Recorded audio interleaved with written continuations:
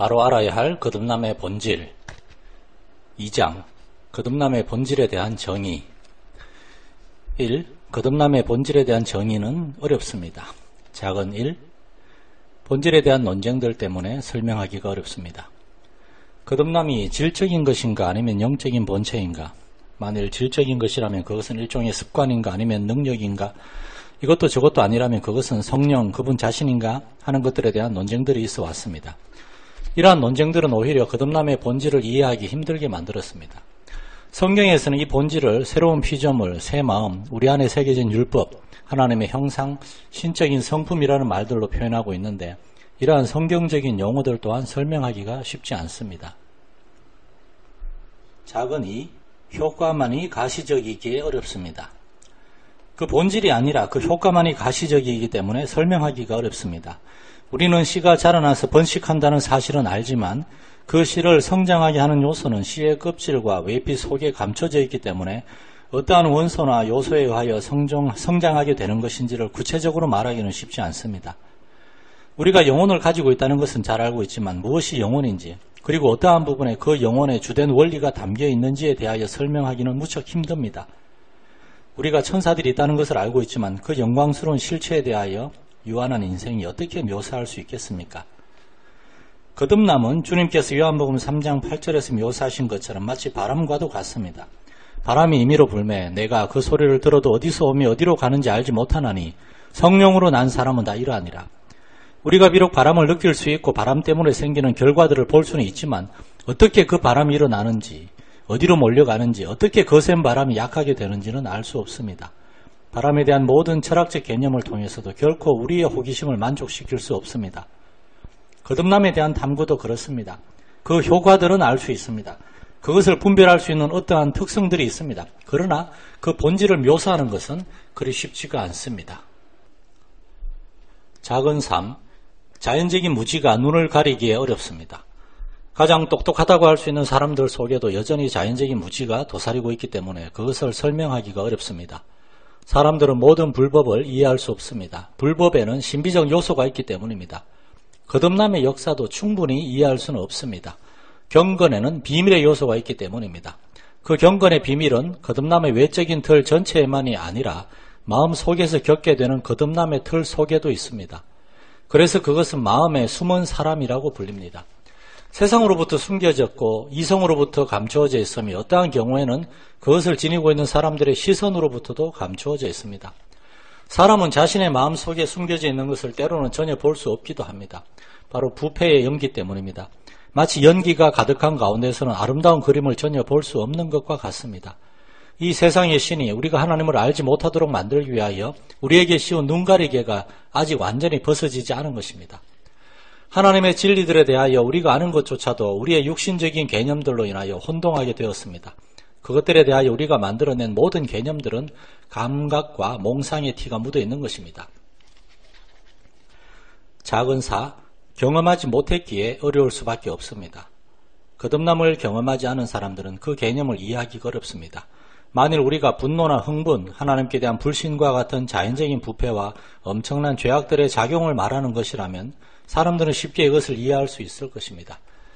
슬프게도 모든 사람들이 이러한 내적 부패를 경험해 본 적이 있기 때문입니다. 그러나 거듭남에서 하나님의 영이 어떠한 방식으로 어떻게 역사하시는가에 대한 것은 자연인들은 이해할 수 없고 오직 그 능력을 친히 맛본 사람들만이 이해할 수 있는 것입니다. 죄의 역사가 민감한 것이라면 성령의 역사하심은 더욱 비밀스럽고 내적입니다. 그래서 죄를 맛보고 싶어 하게 되면 성령의 역사하심에 대하여는 더욱 알 수 없게 됩니다. 육신적인 많은 사람들이 죄의 본질을 드러내고 발견하기를 원하는 것도 이것 때문입니다. 아마도 어느 정도는 바로 이러한 이유 때문에 그들이 자기의 생활 속에서 드러나는 죄의 체험들로 인하여 그것을 더 잘 이해할 수 있는 것입니다. 그러나 성령의 역사하심은 그들이 전혀 맛보지 못하였기 때문에 전혀 이해할 수 없습니다. 그래서 그들에게 이것은 모순적이며 믿을 수 없는 것이 됩니다. 그러므로 영적인 사람이 그들에게 판단을 받고 분별되는 것이 아니라 오히려 그들이 영적인 사람에 의하여 판단을 받게 되는 것입니다. 화가가 아주 청명한 날씨보다 폭풍이 불고 짙게 구름이 낀 날씨에서 더 깊은 의미를 찾고 또한 감상하는 사람도 그러한 것을 더 즐겁게 보는 것처럼 자연적인 부패가 소동하며 일어나는 것을 표현하는 것이 하나님의 영에 의하여 일어나는 영혼의 내적 변화를 표현하는 것보다 더욱 쉬운 일입니다. 그러므로 저는 성경을 따라서 거듭남을 기술하려고 합니다. 거듭남은 성령의 효과적인 사역으로 말미암아 영혼 안에서 일어나는 위대하고도 엄청난 변화입니다. 그 변화를 통해서 생명력이 넘치는 원리, 새로운 습관, 하나님의 법, 그리고 신적인 성품이 마음속에 심어지고 뼈대를 형성해서 그 마음이 하나님을 향하여 즐거워하며 거룩하게 행할 수 있게 하며 영원한 영광을 향하여 자라가게 만듭니다. 이러한 의미가 본문에 나오는 새로운 피조물이라는 용어 속에 포함되어 있습니다. 이전에는 없던 것이 존재하게 된 변화와 창조가 있는 것입니다. 새로운 피조물로서 그리스도 안에 있는 자라면 분명히 죽은 자가 아니라 살아있는 자이며 살아있는 자로서 생명의 원리를 가지고 있는 자입니다. 살아있는 피조물이라면 살아있기 때문에 행동하게 되는 어떠한 힘과 이러한 행동들을 쉽게 하게 만드는 습관이 있기 마련입니다. 또한 그렇게 행동하는 힘과 그 행동을 용이하게 하는 습관을 가지고 있다면 그 피조물의 본성 속에는 그러한 행동의 원리로서 어떠한 법이 있기 마련입니다. 피조물이라면 그렇습니다. 이러한 측면에서 하늘이 법도를 가지고 있다고 합니다. 내가 하늘의 법도를 아느냐? 욥기 38장 33절. 그래서 그들이 언약을 맺은 대로 행동하는 것처럼 보입니다. 그들은 하나님께서 그들에게 세우신 이러한 언약의 조항대로 행동하는 것입니다. 마지막으로 이러한 것들을 받은 모든 피조물들 속에는 존재의 위계를 따라서 서로 닮은 것이 있는 것처럼 하나님과 닮은 모습이 있는데 그것을 의와 진리 안에 있는 하나님의 형상 혹은 하나님의 성품이라고 합니다. 이처럼 거듭남을 기술하는 데에는 다양한 표현들이 있습니다. 이러한 표현들을 통하여 성경은 거듭남의 역사가 새로운 피조물 혹은 새로운 창조라는 용어 곧 가인의 크리시스 속에 포함되어 있다는 것을 보여줍니다. 이것은 하나님께서 주입시키신 영적이면서도 초자연적인 원리이며 주요 행동 패턴으로서 지속적으로 영향을 끼치게 되는 한 양식입니다. 이것을 가짐으로써 우리는 하나님과 교제하는 자가 되며 하나님을 위하여 행할 수 있게 됩니다. 그러므로 이제 다음의 내용들을 살펴보겠습니다. 첫째, 거듭남이 그리스도인의 다른 상태들과 어떠한 차이가 있는가? 둘째, 거듭남이 아닌 것은 무엇인가? 셋째, 거듭남이란 무엇인가? 2. 거듭남이 그리스도인의 다른 상태들과 어떠한 차이가 있습니까? 작은 1. 거듭남은 회심과 다릅니다. 거듭남은 영적인 변화이며 회심은 영적인 활동입니다. 거듭남은 하나의 힘을 부여하는 것이며 회심은 이 힘을 행사하는 것입니다. 거듭남을 통하여 우리에게 전환할 수 있는 원리가 주어지고 회심은 바로 그 전환하는 것 자체를 말합니다. 그 원리로서 우리는 자연의 상태에서 은혜의 상태로 들어오게 되며 회심은 하나님에게 실제로 고정되는 최종 단계로서의 우리의 행동입니다. 거듭남은 행할 수 있는 능력을 제공하고 회심은 그렇게 주어진 능력으로 실제로 행하는 것입니다. 더 작은 1. 회심이 결과라면 거듭남은 원인입니다. 생명의 활동이 있기 전에 먼저 생명이 생겨야 합니다. 생명이 그 활동의 원인이기 때문입니다. 언약에 있어서 새 마음, 새 영, 그리고 그 언약을 맺은 자들에게 하나님께서 그 영을 불어넣으시는 것은 하나님의 명령에 따라서 살아가는 것과는 구분됩니다. 또한 그것은 하나님의 길로 우리가 처음 들어서게 되는 것과도 구분되는 것으로서 그 이후의 활동의 원인이 되는 것입니다. 너희로 내 율례를 행하게 하리니 에스겔 36장 27절. 하나님께서는 우리를 새롭게 하심으로써 우리에게 능력을 주시며 회심의 측면에서 그 힘을 행사하게 하십니다. 사람들은 본성상으로는 죽어 있어서 그들 위에 무거운 돌이 올려져 있는 상태와 같습니다. 거듭남은 마음이 올려져 있는 그 돌을 굴려서 없애는 것이며 회심은 그러한 거듭남을 통해 살아난 몸이 활동하게 되는 것으로서 거듭난 사람에게서 자연스럽게 일어나는 것입니다. 즉 활동의 원리가 활동을 산출하는 것입니다. 더 작은 2. 거듭남에서 인간은 전적으로 수동적이지만 회심에서는 능동적입니다. 그것은 마치 어린 생명이 자궁에서 처음으로 수태가 될 때에는 생명의 유입에 아무런 공헌도 하지 않지만 생명이 유입된 이후에는 그 생명이 능동적으로 활동하게 되는 것과 같습니다. 우리 안에서 우리를 처음으로 활성화시키는 것은 전적으로 하나님의 역사하심입니다. 피조물 편에서의 무언가에 의존하는 것이 아닙니다. 그러나 우리가 활성화된 이후에는 그분이 보시기에 능동적이고 자발적으로 행하게 됩니다. 호세아 6장 2절에서는 여호와께서 우리를 살리시며 우리를 일으키시리니 우리가 그 앞에서 살리라 라고 말씀합니다. 그렇게 되면 우리는 그분 앞에서 행하게 될 것이며 또한 여호와를 힘써 알게 될 것입니다. 거듭남은 피조물 안에서 일어나는 하나님의 활동인 반면에 회심은 그 하나님의 활동으로 주어진 첫 번째 원리에 의하여 피조물이 하나님을 향하여 나타내는 활동입니다. 이 첫 원리에서 이후의 모든 행동, 곧 믿는 것, 회개하는 것, 죄를 죽이는 것, 죄를 각성하는 것들이 나오게 되는 것입니다. 이러한 모든 행동들에 있어서 사람은 능동적이어야 합니다. 그러나 이 원리가 주어지는 데에는 수동적일 뿐입니다. 이 모든 행동들은 그 첫 은혜의 유입을 따라서 하나님의 도우시는 은혜로 말미암아 가능하게 된 의지의 작용입니다. 회심은 주님께 우리를 드리는 것입니다. 우리 자신을 주님께 드리는 것은 전적으로 순전한 것이고 주님으로 말미암아 가능합니다. 새롭게 된 사람은 성령의 인도함을 받는다고 말하지 끌려간다거나 강요를 당한다고 하지 않습니다. 사람의 의지 안에 어떠한 경향과 성질을 불어넣는 것은 각성시키는 성령의 역사하심입니다. 그러나 주어진 경향의 능력으로서 의지를 하나님께로 향하게 하는 것은 피조물의 자발적인 활동입니다. 마치 아버지가 아이의 손을 잡고 인도해 가듯이 성령님께서 인도하시는 것입니다. 아버지는 아이에게 생명의 원리를 제공하며 아이의 손을 잡고 인도해서 움직이게 합니다. 그러나 아이 안에 이러한 움직임의 원리와 움직이고 싶은 의지가 있을 때에야 비로소 아버지를 따라가게 됩니다. 거듭난 날은 전적으로 하나님의 능력이 주어진 날이며 거듭남으로 사람이 하나님께로 돌아올 수 있도록 하나님께서 역사하신 날입니다.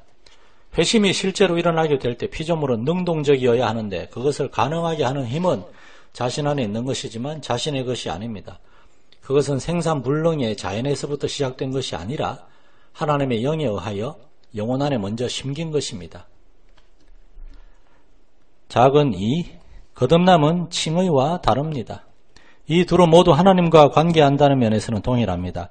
칭의에 의해서 우리는 하나님과 화해하게 되고 거듭남으로는 하나님과 동화되고 닮게 됩니다. 이 둘은 언제나 함께합니다.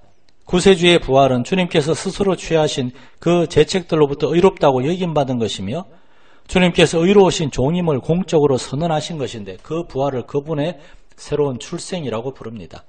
사도행전 13장 33절을 보십시오. 곧 하나님이 예수를 일으키사 우리 자녀들에게 이 약속을 이루게 하셨다 함이라. 시편 2째 편에 기록된 바와 같이 너는 내 아들이라. 오늘 너를 낳았다 하셨고, 이 말씀은 그분이 이전에는 인생의 연약함으로 감춰져 있어서 세상에 하나님의 아들로서 드러나지 않았지만 부활하심으로 그렇게 나타나게 되었다는 것을 의미합니다. 이와 마찬가지로 죄책으로부터 우리가 의롭게 되는 것, 새롭게 출생하는 것, 그리고 우리가 천사들에게 하나님의 자녀로서 드러나게 되는 것은 모두 한꺼번에 그리고 동시에 일어나는 일입니다. 또한 이 모든 것은 은혜로 말미암습니다. 우리가 믿음으로 의롭다 하심을 얻었은즉 로마서 5장 1절. 우리를 그리스도와 함께 살리시고 일으키시는 것은 은혜에 의한 것입니다. 율법의 저주로부터 구속을 받는 아브라함의 복을 받게 되고 믿음에 의해서 그 약속을 받게 되는 것은 모두 함께 일어나는 일입니다. 더 작은 1. 변화의 본질에 있어서 거듭남과 칭의는 다릅니다. 칭의는 관계적인 변화입니다. 칭의로 인해서 사람이 죄책의 상태에서 의의 상태로 옮겨집니다. 노예의 상태에서 자유의 상태로, 행위 언약의 의무를 진 상태에서 은혜 언약의 특권을 누리는 상태로, 진노의 자식에서 약속의 상속자로 옮겨집니다. 반면 거듭남은 실제적인 변화입니다. 죽었던 사람이 사망에서 생명으로 옮겨지는 것과 같은 실제의 변화입니다. 또한 그것은 영혼을 새로운 본성으로 채우는 것입니다. 너희의 허물과 죄로 죽었던 너희를 살리셨도다. 에베소서 2장 1절. 이 구절을 번역한 사람은 뒤에 나오는 5절을 참고하여 살리셨도다 라는 말을 1절에 삽입하였습니다. 그러나 제가 생각하기로는 에베소서 1장 23절에서 만물을 충만케 하시는 자의 충만이라고 한 그 충만케 하시는 것과 관련하여 죄와 허물로 죽었던 너희도 영적 생명으로 충만하게 하였도다 라고 번역하는 것이 더 좋을 것 같습니다. 즉 사도가 그리스도를 일으키신 하나님의 능력을 언급한 뒤에 우리를 일으키시는 그 능력을 언급하고 있는 것으로 보아야 할 것입니다. 거듭남의 변화는 본성의 변화입니다. 바로 우리를 진노의 자식이 되게 하는 본성, 곧 첫 번째 범죄뿐만 아니라 세상을 살아가는 동안 매일의 행동으로 죄를 짓게 하는 그 본성이 변하게 된 것입니다. 이렇게 살림을 받는 것은 세상적인 삶에 빠져들기 쉬운 본성, 그리고 육체의 욕망을 충족시키기에 급급한 그 본성에 변화가 있는 것을 말합니다. 칭의가 상태의 변화라면 거듭남은 기질의 변화입니다. 어떤 사람이 공무원이 되면 그 사람의 관계에 있어서 변화가 생깁니다. 종이나 노예가 자유인이 되면 그 사람의 상태에 있어서 변화가 있습니다. 그러나 공무원이 되었다는 것 혹은 자유인이 되었다는 것 자체가 그 사람의 마음에 새로운 원리들을 채워넣거나 그의 본성에 새로운 뼈대를 세워주는 것은 아닙니다. 관계와 본성은 서로 다른 것들입니다. 창조 세계에는 하나님에 대한 피조물의 관계가 있습니다. 이것은 단지 피조물이라는 사실 자체에서 말미암습니다. 그러나 또한 존재의 위계상 피조물의 본성이 있습니다. 이것은 존재한다고 하는 사실 위에 첨가된 것입니다. 본문의 뒤에 따라오는 구절들에서 사도 바울은 화목, 곧 우리의 범죄함을 우리에게 돌리지 않으시는 것은 새로운 피조물로서 우리에게 주어지는 변화와는 구별된다고 말합니다. 칭의는 우리가 죄책으로부터 자유케 되어서 생명을 누릴 권리가 주어진 것이라면 거듭남은 죄의 오염으로부터 자유케 되어서 우리 속에서 부분적으로 회복된 하나님의 형상의 순수함을 갖게 되는 것입니다. 더 작은 2. 칭의와 거듭남은 그 원인과 방식이 서로 다릅니다. 칭의는 그리스도의 보혈의 직접적인 열매입니다. 우리가 그 피를 인하여 의롭다 하심을 얻었은즉 로마서 5장 9절. 반면 거듭남은 성령의 직접적인 역사하심에 의한 것입니다. 그래서 그것을 성령의 새롭게 하심이라고 부릅니다.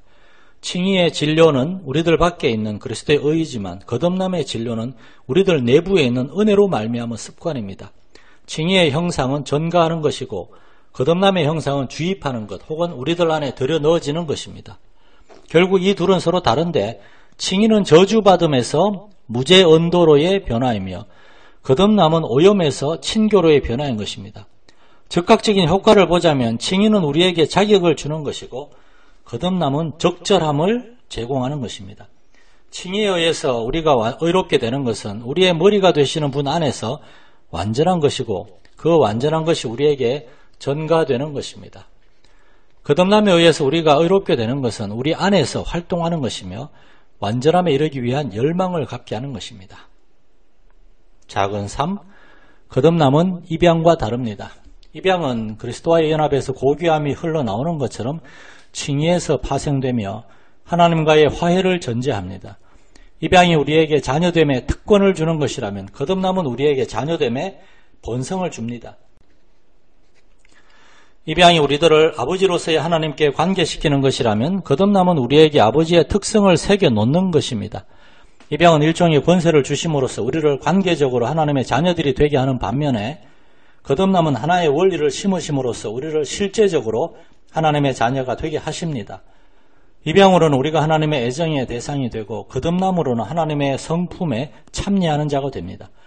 입양은 우리를 하나님의 자녀가 되게 하지만 그것은 내적인 실제에 의해서가 아니라 외적인 용납에 의해서 그렇게 되는 것입니다. 거듭남은 우리에게 내적인 권리를 제공하는 반면에 입양은 우리에게 자격을 줍니다.